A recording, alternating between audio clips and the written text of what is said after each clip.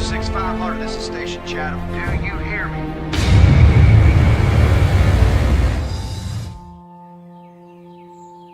Halo teman-teman, kembali lagi di Gracie Film. Film ini bercerita tentang kisah petualangan Pi yang sangat menakjubkan. Pi adalah anak pemilik kebun binatang di India. Kemudian, keluarganya sepakat untuk menjual semua hewan yang mereka punya dan pindah ke Kanada karena masalah politik dengan menumpang kapal.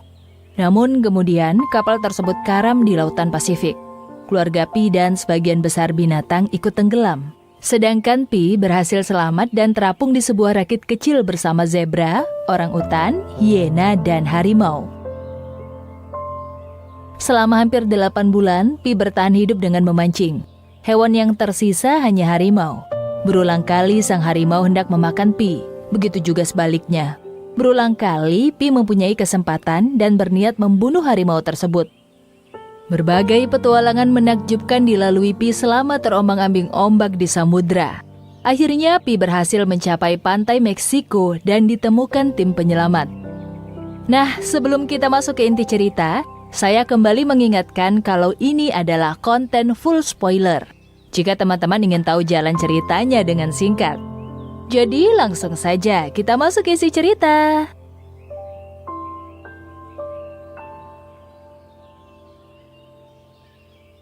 Seorang penulis mengunjungi Pi Patel yang tertarik ingin mengangkat kisah hidupnya.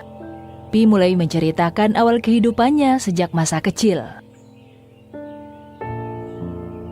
Pi Patel lahir dan besar di kawasan kebun binatang milik ayahnya, tepatnya di kota Pondicherry, yang dulunya adalah Perancisnya India. Namanya bahkan didapatkan pamannya yang berasal dari sebuah kolam renang, dengan nama lengkap Pischin Molitor Patel. Ia bahkan tidak mengerti mengapa ia diberi nama seperti itu dan tidak berhasil hingga 11 tahun untuk menemukan makna namanya. Namanya bahkan sering menjadi bahan olokan teman-teman sekolahnya, dan gurunya terkadang salah mengeja namanya, membuat namanya semakin jadi olokan. Namun lama-kelamaan, Pi menjadi cukup disegani karena kecerdasannya di sekolah. Kemudian Pi menceritakan tentang Pondicherry, Perancisnya India pada masa itu. Tempat itu paling dekat dengan lautan, hingga seakan serasa ada di selatan Perancis. Beberapa blok ke dalam, ada sebuah kanal dan kuartal Muslim di sebelah barat ketika Perancis menyerahkan Pondicherry kembali pada India di tahun 1954. Ayahnya adalah seorang pengusaha pintar. Ia mendirikan hotel dan memiliki kebun binatang dan juga di kebun raya lokal. Ibunya juga seorang ahli tanaman di beberapa kebun. Lalu ibu dan ayahnya menikah. Dan setahun kemudian lahirlah kakaknya Raffi. Pi lahir 2 tahun setelahnya. Pi juga memiliki keyakinan tentang Tuhan yang ia katakan pada penulis, dengan mempelajari agama yang berbeda. Menurutnya, manusia tidak akan mengenal Tuhan jika tidak ada yang mengenalkannya. Ia mengenal Tuhan pertama kali melalui Hindu, sedangkan ada 33 juta dewa dalam agama Hindu. Baginya, para dewa adalah pahlawannya saat ia dewasa seperti Hanuman, Ganesha, dan Wisnu. Di usia 12 tahun, Pi merasa bertemu Yesus di gunung dan mengunjungi Penanam de Munar. Pi masuk ke sebuah gereja di dekat kawasan itu. Lalu ia dibawakan segelas air oleh pendeta. Ia berterima kasih pada Dewa Wisnu karena telah memperkenalkannya pada Yesus. Pi beriman lewat Hindu, lalu menemukan kasih Tuhan lewat Yesus. Tapi urusannya dengan Tuhan belum selesai. Kali ini Tuhan memperkenalkan diri lagi dengan nama Allah yang ia temukan di sebuah masjid. Ketika mempelajari bahasa Arab, ia memang tidak fasih. Tapi suara dan nuansa kata-katanya membuatnya merasa lebih dekat pada Tuhan dengan cara mengerjakan sholat.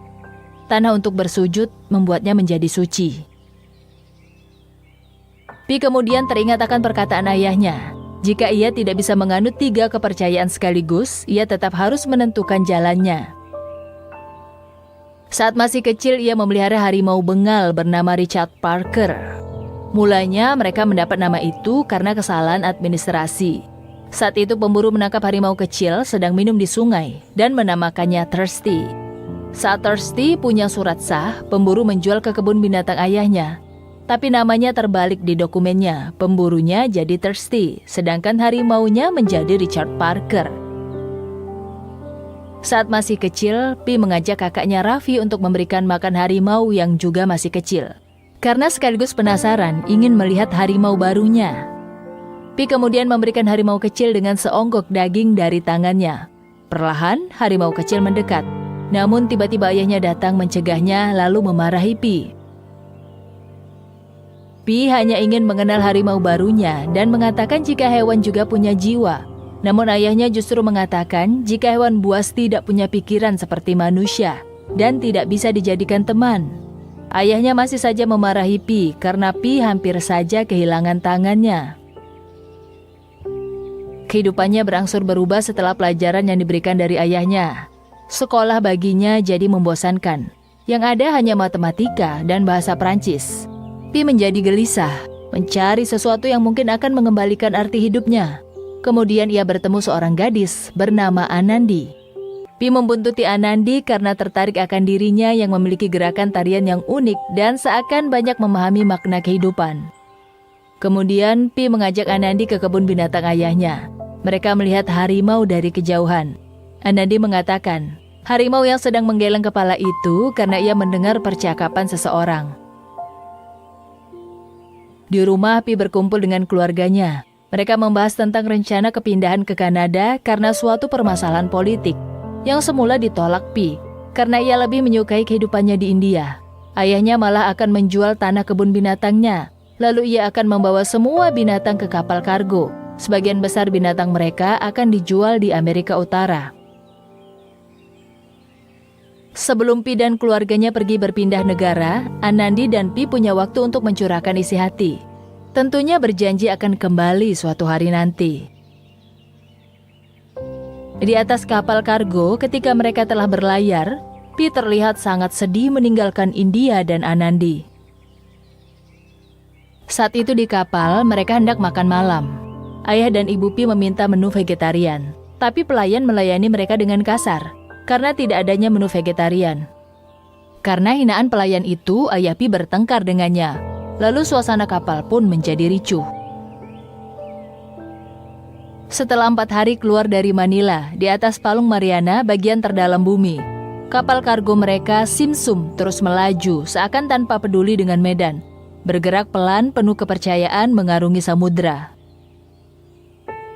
Namun di tengah malam ketika banyak awak sudah tidur, Pi malah terbangun. Ia mencoba membangunkan kakaknya Raffi karena adanya badai. Kemudian Pi nekat keluar seorang diri menuju dek bagian luar di sekitar pagar kapal sambil terjatuh-jatuh karena badai dan ombak yang besar.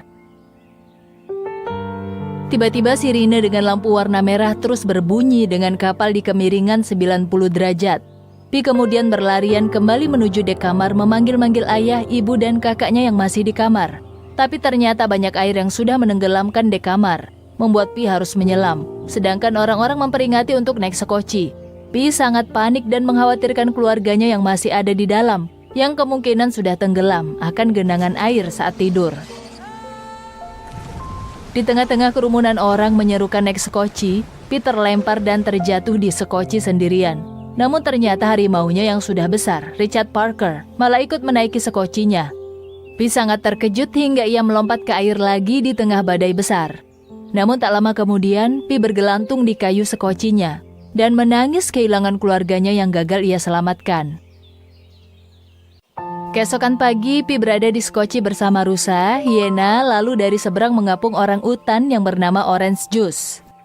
Pi membantu orang utan menaiki ke atas sekoci, seolah Pi mengajak bicara orang utan akan keberadaan anaknya. Orang utan itu hanya menoleh ke laut. Pi merasa senasib dengan orang utan. Pi juga terkadang kewalahan menghadapi hiena menyerang skocinya dan menggigit binatang satu sama lain yang ada di skoci, hingga membuat zebra mati. Keesokan paginya, hiena kembali menyerang orang utan. Sekilas orang utan berhasil memukul hiena hingga membuat Pi berteriak senang. Namun tak lama kemudian, hiena berhasil menggigit orang utan hingga mati. Hal itu membuat Pi sangat sedih dan marah. Tiba-tiba muncul Richard Parker, sang harimau dari balik kain, menerkam hiena itu. Harimau itu sangat buas hingga membuat Pi ketakutan. Pi susah payah berkelit dengan harimau yang meraung-raung ke arahnya, hingga membuat Pi melompat ke rakit ban dan muntah-muntah mabuk laut. Pi masih bertahan di rakit ban yang talinya terhubung dengan skoci demi menjauhi serangan harimau. Pi juga berusaha meminta pertolongan dengan secari kertas yang ia masukkan ke dalam kaleng, walau sangat kecil kemungkinannya. Di tengah laut bersama harimau, Pi mulai berserah diri kepada Tuhan.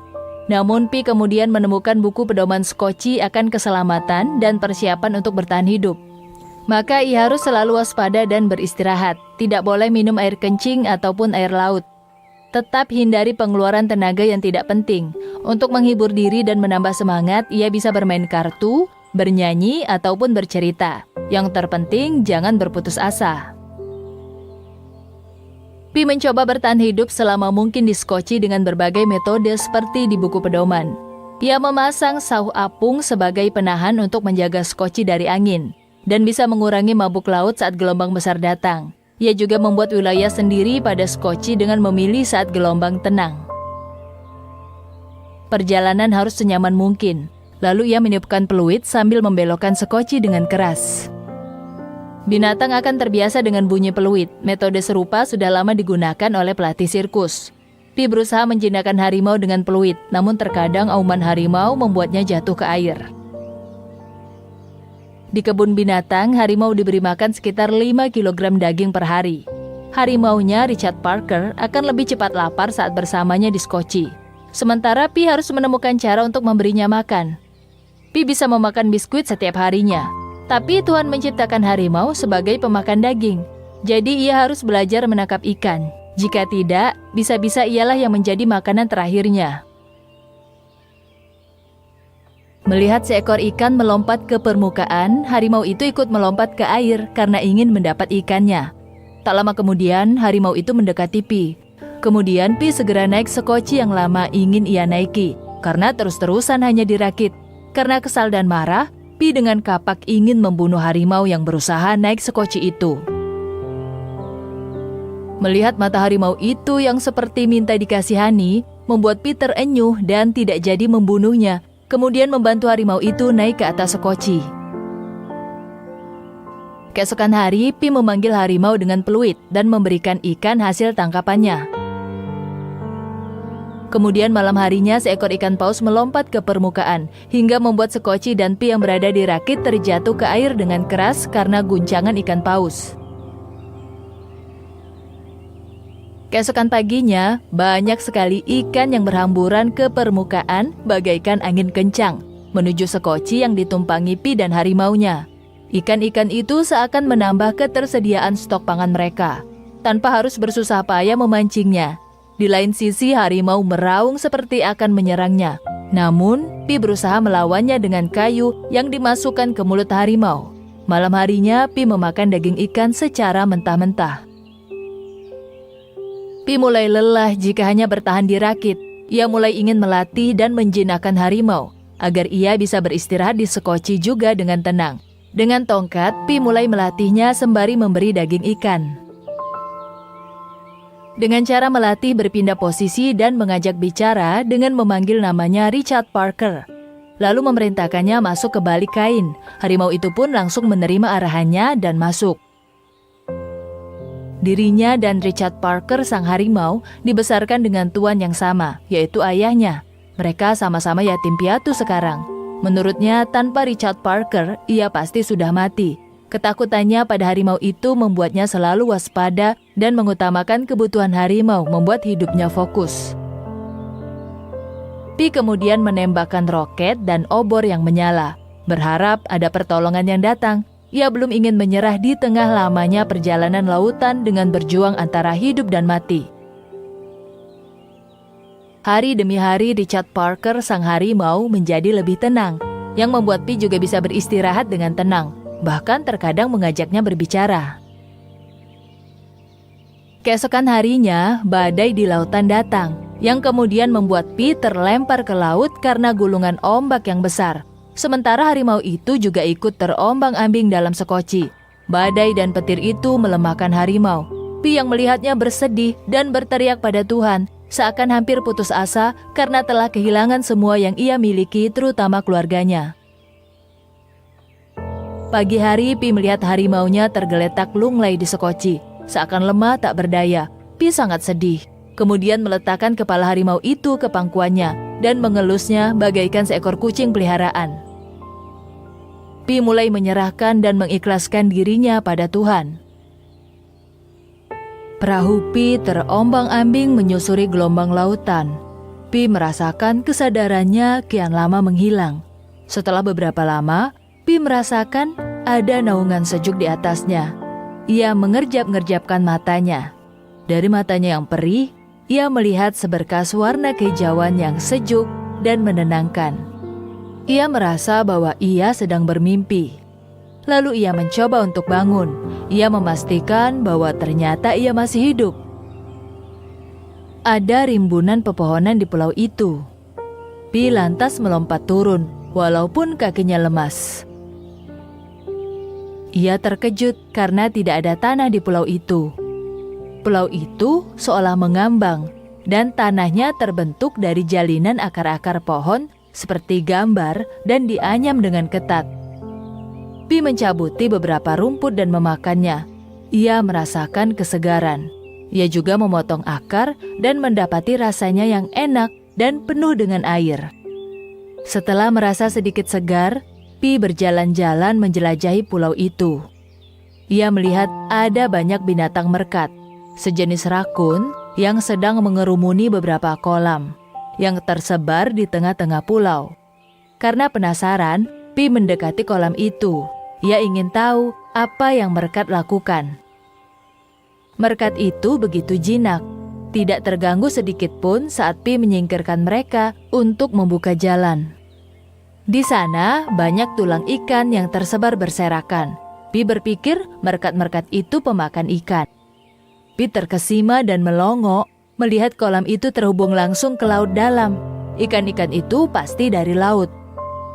Ia mencicipi air kolam dan ia merasa senang sekali karena ternyata airnya tawar.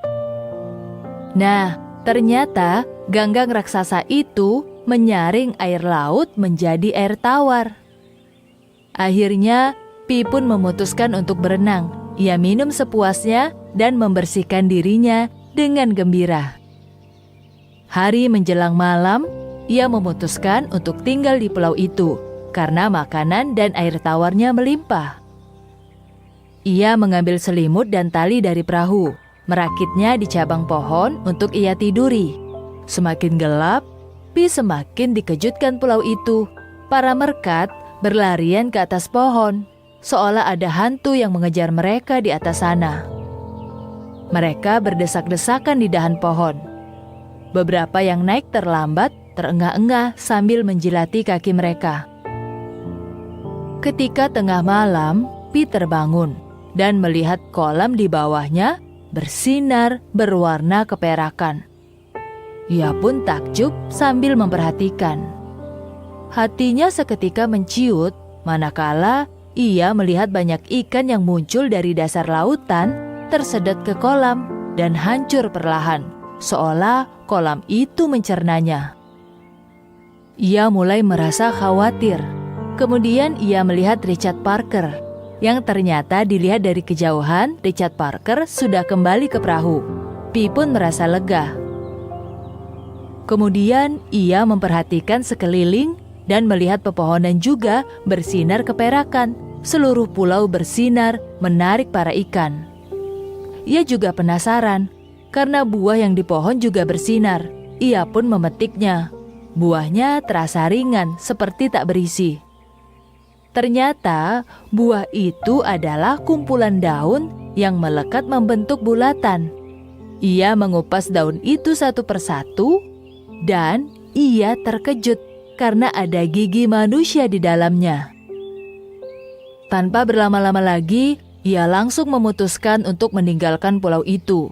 Ia membawa persediaan air tawar, ganggang, dan merkat untuk Richard Parker. Lalu Pi berlayar kembali. Sebelumnya tidak ada seorang pun yang tahu pulau terapung itu. Bahkan tidak akan menemukan pepohonan itu di buku ilmu alam. Pi mungkin akan mati jika ia tidak menemukan daratan. Dan jika ia tidak bersama Richard Parker harimaunya, ia akan mati dalam kesunyian. Saat ia yakin tidak selamat, Tuhan memberinya ketenangan. dan memberinya tanda untuk melanjutkan perjalanan. Pi dan harimaunya hampir tiba di pantai Meksiko, tapi ia merasakan jika kekuatannya telah habis dan menjadi sangat lemah. Pi bersusah payah ke pantai dan jatuh di atas pasir. Itu adalah daratan yang paling lembut yang ia rasakan selama berjuang antara hidup dan mati selama ini. Richard Parker, harimaunya, telah berjalan mendahuluinya. Namun di tepi hutan harimau itu berhenti. Harimau itu hanya meluruskan telinganya ke kepalanya dan mengaum, menandakan dia akan mengakhiri hubungannya dengan Pi. Tapi harimau itu hanya melihat ke dalam hutan. Richard Parker, sang harimau, sudah seperti sahabat karibnya, sekaligus makhluk mengerikan yang membuatnya tetap hidup, sekarang telah menghilang selamanya dari kehidupannya. Pi kemudian tidak sadarkan diri di pantai. Setelah beberapa jam, orang-orang menemukannya. Harimaunya telah pergi, sementara Pi dibawa oleh orang-orang itu. Pi menangis seperti anak kecil saat digotong orang-orang, bukan karena ia telah selamat. Namun ia menangis karena harimaunya meninggalkannya begitu saja. Ada pelajaran yang bisa ia petik dari ayahnya. Jika Richard Parker sebagai hewan buas tidak mungkin menganggapnya sebagai teman. Setelah yang mereka lalui, harimau bahkan tak menengok ke belakang sedikit pun. Namun ada hal lain yang ia percaya. Harimau itu menatap ke arahnya lebih dari pantulan matanya. Pi bisa merasakan meski tidak bisa membuktikannya. Pi telah banyak meninggalkan kehidupan seperti keluarganya, kebun binatang, India, dan Anandi. Baginya India dan semua kehidupan hanyalah masalah keikhlasan. Tapi yang paling menyakitkannya adalah ketidaksempatan mengucapkan selamat tinggal. Pi merasa tidak pernah berterima kasih atas semua ajaran ayahnya. Tanpa ajarannya, ia mungkin tidak akan pernah bisa selamat. Pi bahkan ingin mengucapkan rasa terima kasihnya pada Richard Parker yang telah menyelamatkan hidupnya. Kepada penulis, Pi menangis terharu ketika mengenang harimaunya dan mengatakan semoga Tuhan menyertai harimau itu. Pi jugalah orang satu-satunya yang selamat dari karamnya kapal di masa itu. Perusahaan pengiriman Jepang mengirim 2 orang penyidik untuk bicara dengannya. Pi juga mendapat perawatan di rumah sakit Meksiko. Pi kemudian mengambilkan salinan laporan dan surat-surat asuransi untuk memberi alasan mengapa kapal itu karam, yang bisa menjadi dasar bukti untuk penulis. Kedua penyidik Jepang itu tidak percaya akan seluruh cerita Pi. Hal itu membuat Pi yang masih terbaring di rumah sakit Meksiko kelelahan menghadapi mereka berdua. Kedua penyidik itu hanya menyampaikan belasungkawa ketika seluruh keluarga Pi tewas. Melanjutkan ceritanya lagi pun, 2 penyidik tampak tidak menyukai, lalu mereka hanya berterima kasih kepada Pi, kemudian pergi beranjak. Di akhir cerita, Pi mengajukan pertanyaan kepada penulis akan cerita mana yang paling ia sukai. Kemudian penulis itu menjawab tentang kebersamaan Pi dengan harimaunya. Penulis semakin tertarik membuat cerita hidup tentang Pi yang juga disetujui oleh Pi. Kini Pi sudah hidup bahagia dengan seorang istri dan kedua anaknya. Penulis itu memberikan kesannya akan kisah hidup Pi Patel yang luar biasa dengan keberanian dan kesabarannya dalam sejarah dunia pelayaran. Lalu film pun selesai.